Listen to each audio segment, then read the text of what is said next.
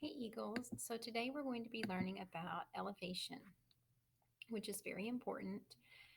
Elevation is how high land is above sea level. Elevation can also be how low land is under sea level because there is land at the bottom of the ocean and it's varying heights as well.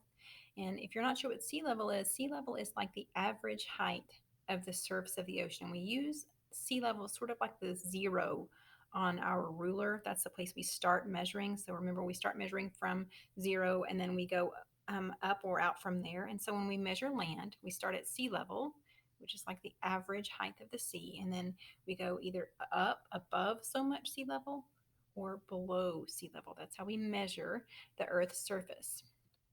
Why do we even care about learning about elevation? Well, elevation can influence the climate of a place, and that also means that elevation influences what kind of house, where people are going to live in, and also where they're going to put that house and how they're going to live in that house. So, elevation is actually very important. So this is just sort of an example of what it would look like if you were measuring elevation. So we're pretending on this map that this line right here is sea level. And then if you were measuring this mountain, you would measure it from here to there. And that would be the distance above sea level. And you would say the elevation of this mountain is, you know, 300 feet above sea level or whatever. Now, how do we make elevation on a map? Because a map is a flat piece of paper. How do we show higher and lower on a piece of map on a map? So a topographic map is a map that uses special lines called contour lines to show you the height of a place in real life.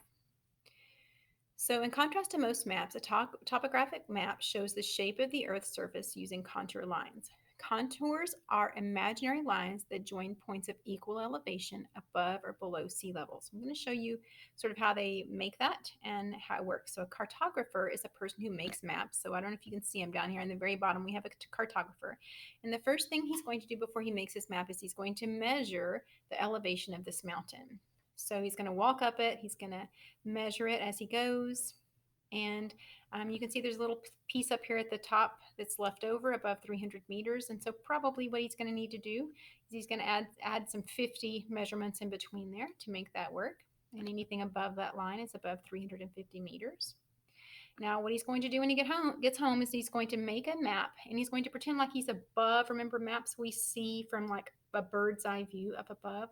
So he's pretending when he makes this map that he's looking at the mountain that you just saw from way high above. And then each one of these colors represents a change, in this instance, a 50-meter change.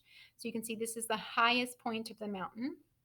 This is the second highest, and you can see it's just going down and down and down as the colors change. But the reason this green is all the way around like that is instead of just around that one part of the mountain is this entire part of this mountain. You want the contour lines to they touch if they're all the same measurement, okay?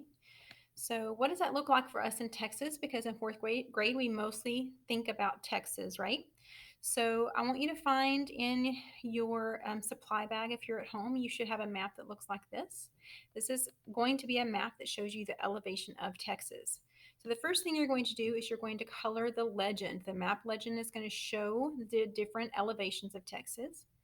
And then you can see that over here, where the Gulf of Mexico is, this is the lowest point, the lowest elevation of Texas. And you can see that as it moves away from the ocean, it gets higher and higher and higher until it gets to this part of Texas, where these are the mountains of Texas.